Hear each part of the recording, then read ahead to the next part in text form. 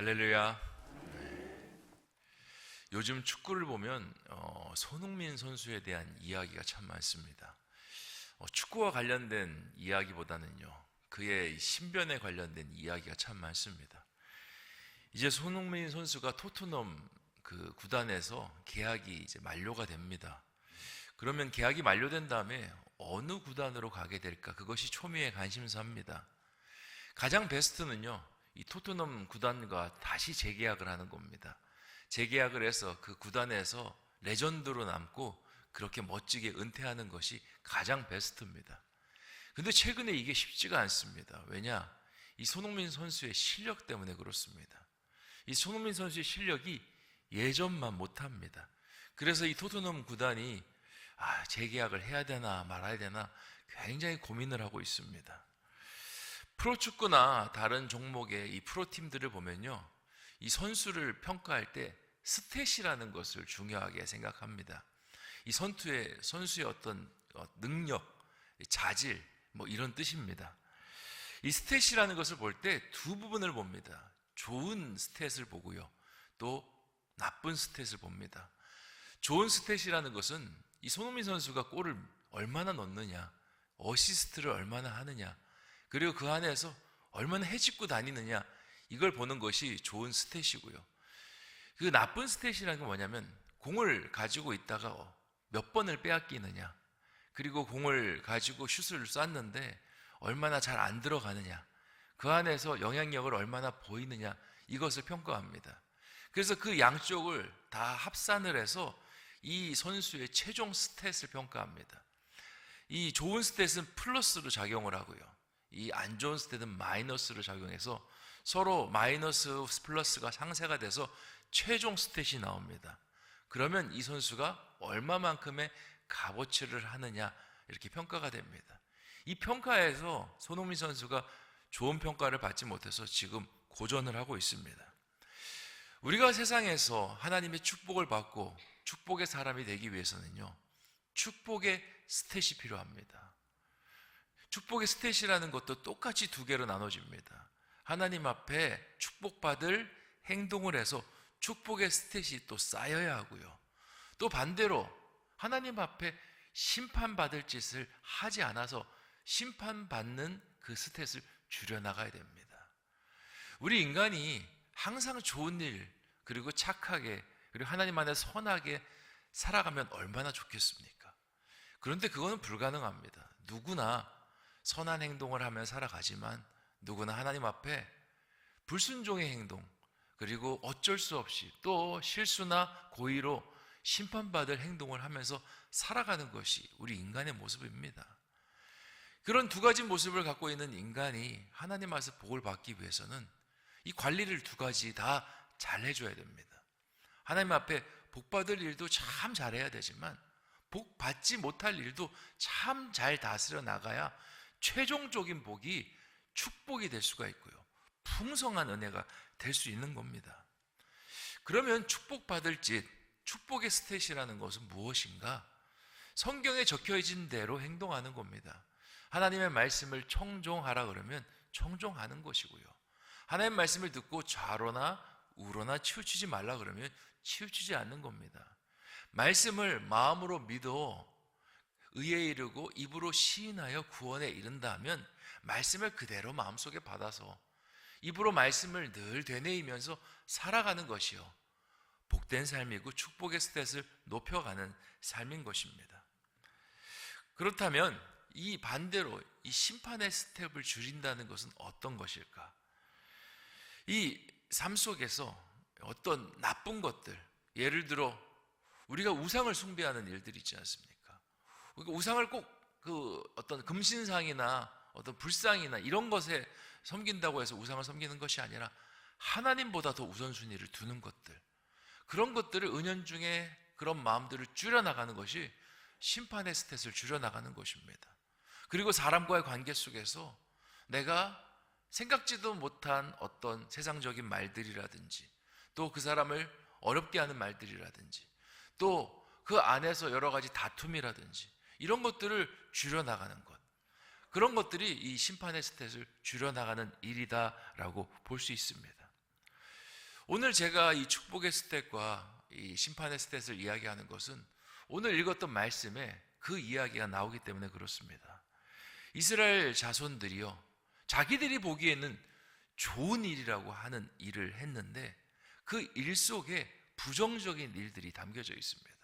그래서 두 가지 것들을 다 이제 합산을 해서 계산을 했더니 결과값이요, 부정적이게 나옵니다. 그러니까 너무나 아쉬운 일이죠.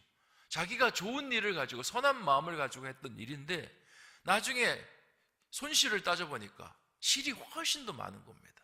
그래서 결국에는 이 일이 부정적인 일이 되고 마는 이야기가 수록이 되어 있습니다. 오늘 이 말씀을 같이 잘 살펴봄을 통해서 나는 어떤 일을 벌이고 있는가 한번 돌아보는 시간이 되었으면 좋겠습니다. 내 삶이 축복이 되려면 플러스가 많아야 됩니다. 마이너스는 줄여야 됩니다. 우리 먼저 10절 말씀 같이 한번 읽어보도록 하겠습니다. 시작. 르우벤 자손과 갓 자손과 므낫세 반 지파가 가나안 땅 요단 언덕가에 이르자 거기서 요단가에 제단을 쌓았는데 보기에 큰 제단이었더라. 아멘.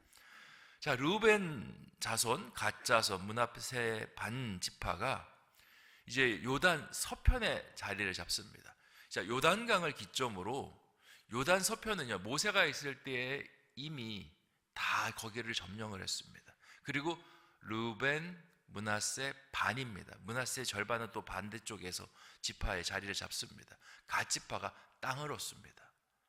그리고는 모세가 뭐라고 하냐면 이 땅을 줄 텐데 이 땅을 차지할 때는 이 동편까지 다 차지한 다음에 너희가 차지하기를 바란다라고 이야기합니다. 그리고 이제 싸움을 벌이죠. 동편에 있는 싸움. 동편에 있는 싸움들이 다 맞춰졌습니다. 자기의 본향으로 돌아갑니다. 근데 이 요단강을 기점으로 동편에 있는 대부분의 지파들이 있었고 서편은 3개의 지파가 있다 보니까 이 서로의 관계가 끊어질 것 같은 염려가 되는 겁니다. 그래서 선한 의도로 이 관계를 끊지 않겠습니다 라는 마음으로 큰 제단을 하나 쌓습니다. 이 제단은 우리도 하나님을 믿습니다. 우리도 하나님만이 최고입니다 라고 생각하며 정말 크게 모든 사람이 볼 수 있도록 그렇게 크게 제단을 쌓은 겁니다. 자, 이런 행동, 정말 선한 마음에서 우러나오는 행동이고 선한 행동이죠. 그런데 이게 난리가 납니다. 이것 때문에 12절에 이 9지파가요 칼을 들고 이들을 쫓아오는 일들이 벌어지게 됩니다. 우리 12절 말씀도 같이 한번 읽어보도록 하겠습니다. 시작. 이스라엘 자손이 이를 듣자 곧 이스라엘 자손의 온 회중이 실로에 모여서 그들과 싸우러 가려 하니라. 아멘. 이스라엘 온 회중이 나서서 그들을 치러 칼을 뽑기 시작했던 것입니다. 왜 그랬냐? 오해하는 겁니다. 이들이 제단을 쌓은 것이 우상을 숭배하기 위해서 큰 제단을 쌓았구나 라는 생각을 하게 됩니다. 이스라엘 백성들은요, 이때만 해도 우상 숭배 트라우마가 있었습니다. 출애굽해서 시내산에 들어갔을 때 그 아론과 백성들이 금송아지 우상을 만듭니다. 그것 때문에 이스라엘이 완전 멸절될 뻔한 위기를 겪습니다. 한번 트라우마가 쌓였죠. 그뿐만 아닙니다. 이제 모세와 함께 가나안 동편을 점령하려고 할 때 이 모압 평지라는 곳을 지나가는데 그 모압 평지에 모압의 바알 부호를 숭상하는 여인들을 만납니다. 그 여인들과 이스라엘 남자들이 음행하는 사건이 벌어지게 됩니다. 그들의 종교에 홀딱 넘어가서 그들의 종교를 섬기면서 이 바알의 이 제사는 음행의 제사거든요. 거기에 동참을 하게 되는 겁니다. 그래서 하나님이 극대노하면서 심판을 내리시는데 그때 죽은 사람이 얼마냐? 24,000명입니다. 이거 어마어마한 숫자인 거죠. 주변에 부모님도 있고요, 자녀도 있고요, 그리고 형제도 있고 친지들도 있습니다. 우상 숭배한 사람은 얼마 되지 않습니다. 근데 그 우상 숭배 때문에 죽은 사람이 24,000명이 죽어나가는 겁니다. 얼마나 이 이스라엘 진영이 슬픔의 도가니가 됐겠습니까? 그런 상처의 트라우마가 있어서 우상 숭배라 그러면요 학을 띱니다. 우상 숭배라고 하면 마음에 트라우마가 있습니다. 그런데 지금 르우벤, 갓, 므낫세 반 지파가요 바알 부호를 상기하는 제단을 크게 쌓는 겁니다. 하나님을 섬기는 제단은 실로에 하나만 있어야 되는데 이 요단 서편에다가 하나를 딱 세우니 이제 하나님 섬기는 것이 아니라 우상 섬기느라 하면서 이스라엘의 9지파가 칼을 들고 찾아오는 것입니다. 자, 15절을 보니까 이스라엘 군대가 길르앗 땅에 도착했습니다. 이제 세 지파를 향해서 소리를 지릅니다. 16절에 왜 너희 하나님 앞에 죄가 될 만한 이 일을 벌이느냐? 제단을 쌓는 것이 여호와를 거역하는 일인지 모르냐라고 호통을 칩니다. 그러면서 17절에 바알보올 사건을 들먹입니다. 17, 18절 말씀 같이 한번 읽어보겠습니다. 시작. 부올의 제약으로 말미암아 여호와의 회중에 재앙이 내렸으나 오늘까지 우리가 그 죄에서 정결함을 받지 못하였거늘 그 죄악이 우리에게 부족하여서 오늘 너희가 돌이켜 여호와를 따르지 아니하려고 하느냐? 너희가 오늘 여호와를 배역하면 내일은 그가 이스라엘 온 회중에게 진노하시리라. 아멘. 갑자기 나머지 지파들이 찾아와서 칼을 들고 막 호통을 하니까 전혀 그런 의도가 없는 르우벤, 이 갓, 므낫세 반지파가요 당황하기 시작합니다. 그리고는 오늘 말씀에는 나오진 않는데 그 다음 말씀에 막 자기 변명을 합니다. 우리는 우상을 숭배하겠다라고 이런 일들을 벌인 것이 아닙니다. 우리는 요단 그 서편에 있는 당신들과 이 연대감을 잃어버리지 않기 위해서 나름대로 하나님을 기억하겠다라고 제단을 쌓은 것입니다. 절대적으로 오해입니다. 그렇게 이야기를 하는 겁니다. 사람이 때로는요 선한 의도를 가지고 일을 했지만 이렇게 오해가 생길 때가 있습니다. 누가 잘못했을까? 이 르우벤, 갓, 므낫세 반지파가 잘못했습니다. 경솔했던 거죠. 하나님의 제단은요 하나님께 묻고 지어져야 합니다. 하나님의 제단은 하나님께 물어볼 수 있는 제사장들과 의논해서 지어져야 건강한 제단인 겁니다. 그런데 이들은 좋은 의도를 가지고 자신의 뜻대로 짓고 말았습니다. 아무리 좋은 의도를 했지만 결국에는 율법을 어겨버리고 만 것이죠. 우리가 무엇인가를 할 때 그 일 속에 진짜 좋은 일이 되기 위해서는 그 일 안에 좋은 것과 좋지 않은 것을 함께 볼 줄 알아야 됩니다. 좋은 것을 가지고만 접근을 하면요 좋지 않은 것을 보지 못할 때가 있습니다. 예를 들어 볼까요? 어떤 사람이 하나님께 은혜를 참 많이 받았습니다. 하나님께 은혜를 받으면 너무 기쁘고 그것을 막 찬양하고 간증하고 싶죠. 그건 당연한 마음입니다. 그런데 이 좋은 것만 생각하고 막 찬양하고 간증하고 다니잖아요. 어떤 일이 벌어진지 아십니까? 그걸 듣는 사람들이 불편해지기 시작합니다. 자기는 너무 좋아서 막 찬양하고 다니는데 사람들이 그 찬양하고 다니는 모습에 자랑한다라고 생각합니다. 교만하다고 생각하고요. 그리고 그것 때문에 역상황에 있는 사람들은 상처받기도 합니다. 그러면 자랑하는 사람이 이렇게 생각합니다. 나는 좋은 의도로 했어. 나는 하나님께 받은 은혜를 찬미하기 위해 했어. 왜 그런지 몰라. 그 사람이 나쁘고 나는 옳다라고 생각하는 경우가 참 많습니다. 그런데 그건요 이 자랑하는 사람이 잘못된 겁니다. 선한 일을 할 때 두 가지를 생각해야 됩니다. 이 선한 일을 하는 행동이 선한 것도 너무 중요하지만 이 선한 일을 행동을 받는 사람들이 어떻게 받느냐까지도 생각해야 선한 일이 될 수 있는 겁니다. 결국에는 선한 일들을 막 하고 나서 나중에 플러스 마이너스 결산해 보니까 마이너스가 많이 벌어지는 것이 이런 일들인 겁니다. 교회 안에서도 마찬가지입니다. 교회가 어떤 일을 결정합니다. 좋은 일입니다. 교회에 100% 도움이 되는 일이죠. 근데 100% 도움이 된다고 해서 그 일을 그냥 추진해서 나갈 때 항상 삐걱거림이 있습니다. 왜 삐걱거림이 있느냐? 좋은 일이 아니어서가 아닙니다. 좋은 일이지만 모든 일에는요 부작용이 있을 수 있습니다. 반사효과가 있을 수 있습니다. 반사효과까지 생각하고 혹시 이 일을 통해서 어려움 겪는 분들이 없을까를 생각하며 나아가는 것이 필요한 것입니다. 사람과의 관계 속에서도 마찬가지입니다. 나는 좋은 말이라고 생각하며 했지만 상대방은 그것을 좋은 말이 아닌 것처럼 받아들일 때가 있습니다. 또 역으로도 필요합니다. 상대가 어떤 부정적인 말을 해줄 수도 있습니다. 근데 어쩌면 그것이 진짜 부정적인 말일 수도 있고, 어떻게 보면 내가 그때 당시 마음이 불편해서 부정적으로 받을 수도 있는 것입니다. 그러니까 두 가지 상황들을 다 가지고 생각을 해야 거기서 플러스 마이너스의 일로 인해서 마이너스가 되는 일이 발생하지 않을 수 있다는 겁니다. 많은 그리스도인들이요, 축복받을 일들을 참 잘합니다. 우리가 이렇게 세 달 축복 기도에 오는 것도 너무 잘하는 겁니다. 그리고 하나님께 기도도 드리고 예배 드리고 세 달 축복 기도에 오실 정도면 신앙생활도 기본 이상은 잘 하시는 분이라고 생각합니다. 근데 왜 나는 늘 사역할 때 어려움을 겪을까?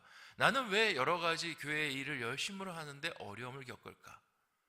그 이유는요, 하나님께 사랑받고 축복받는 일들을 너무 잘하십니다. 칭찬해드리고 싶습니다.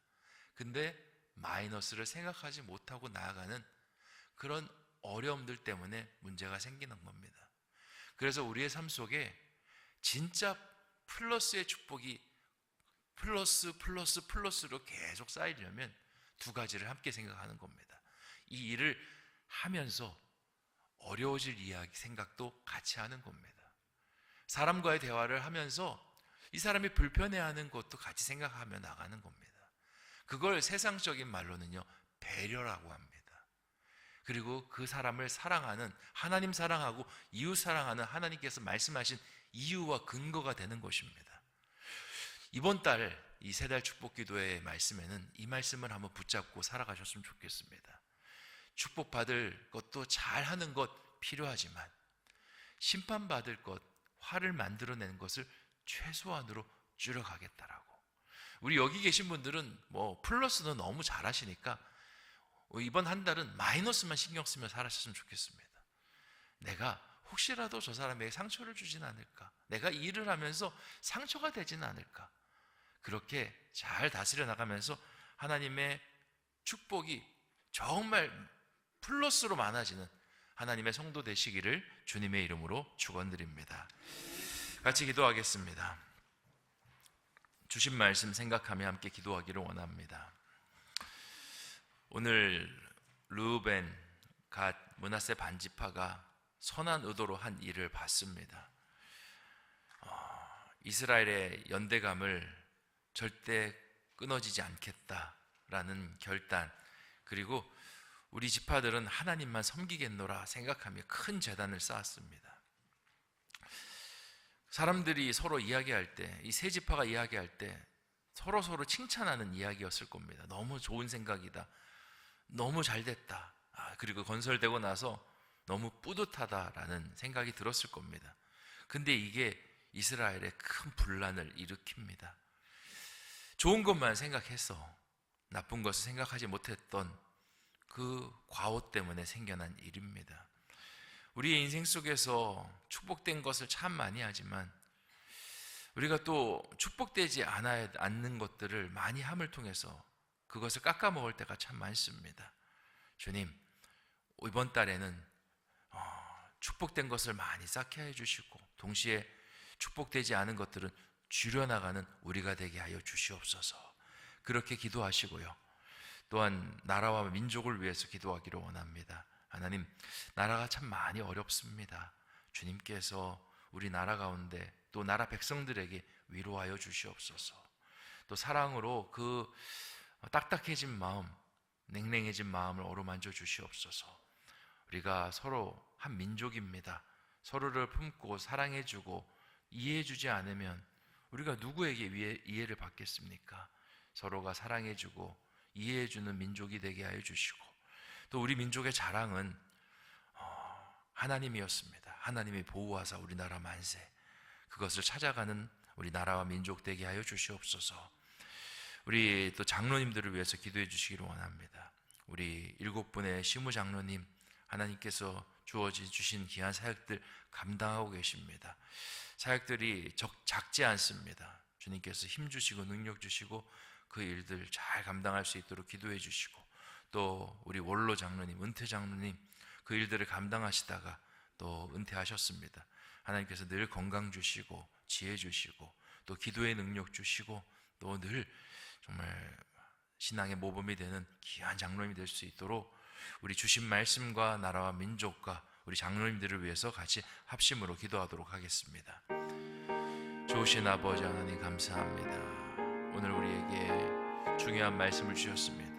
복이 되기 위해서는 축복도 중요하지만 손실도 잘 다스려야 함을 이야기합니다. 아버지 하나님, 우리가 손실을 다스리지 못해서 축복이 반감될 때가 얼마나 많은지요.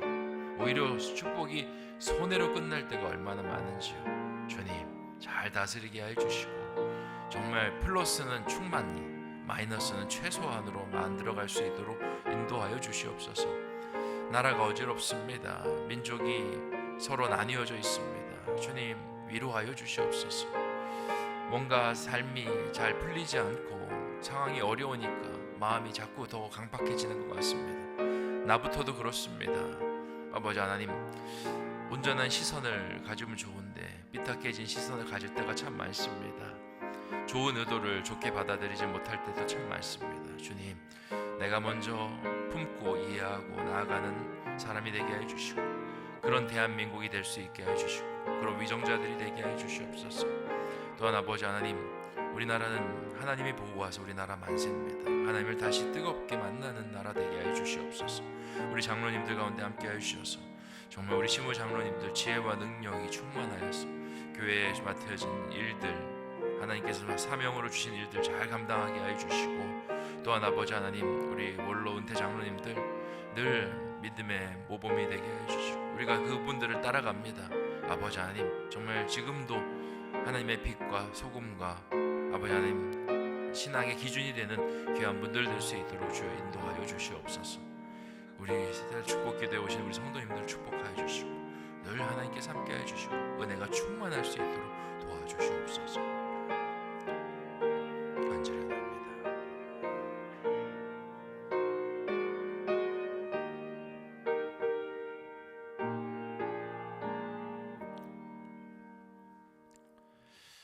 좋으신 아버지 하나님, 세달 축복 기도회에 하나님의 귀한 성도님들을 불러주시니 참으로 감사합니다.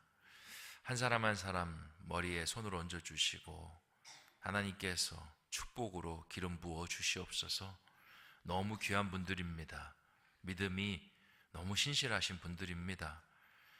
하나님께서 복을 주시기를 바랍니다. 하나님께서 그들의 삶을 굽어 살피시고 그들의 자손들을 돌보시기를 바랍니다. 하나님 축복하여 주시옵소서. 하나님의 축복이 충만히 임하면서 그 축복이 온전히 살아남기 위해서 손실이 적게 하여 주시옵소서. 늘 나를 살펴보게 하여 주시고 또 좋은 일 반대편에 혹시라도 어려운 일, 상처되는 일 줄여나갈 수 있게 하여 주시고 또 넉넉한 마음 허락하여 주셔서 또 좋은 것들을 많이 찾아낼 수 있는 복된 마음이 있게 하여 주시옵소서. 하나님, 그래야 해서 정말 한 달이 맞춰졌을 때 하나님, 저에게 플러스가 참 많았습니다 고백하는 우리 신성의 교우들 되게 하여 주시옵소서. 나라가 참 어지럽습니다. 민족이 지금 나뉘어져 있습니다. 다시 하나 되게 하여 주시고 나라에 정말 사람들이 넉넉한 마음 찾을 수 있게 하여 주시옵소서. 물질이 넉넉하다고 해서 또 위정자들이 정치를 잘한다고 해서 넉넉해지는 것이 아니라 하나님이 보호하사 우리나라 만세를 찾을 때 넉넉해지는 줄 믿습니다. 그 하나님을 다시 귀하게 만날 수 있도록 인도하여 주시옵소서. 우리 장로님들을 위해서 기도합니다. 너무나 최선을 다해서 주님 앞에 신실히 섬기는 우리 7분의 시무 장로님, 성령의 기름을 부으셔서 그것을 통해서 아름다운 7색깔의 무지개가 나가게 해주시고 그것이 합쳐져서 하나님의 빛이 될 수 있도록 인도하여 주시옵소서. 또한 그 일을 감당하시다가 은퇴하신 우리 원로 장로님, 은퇴 장로님들 함께 하여 주셔서 성령의 기름을 부어주시고 건강의 축복 더하여 주시고 늘 믿음의 빛이 되게 해주시고 표대가 되게 해주시고 우리 성도님들이 함께 그 모습을 닮아갈 수 있도록 주여 인도하여 주시옵소서. 한 달을 시작하고 오늘 하루를 시작합니다.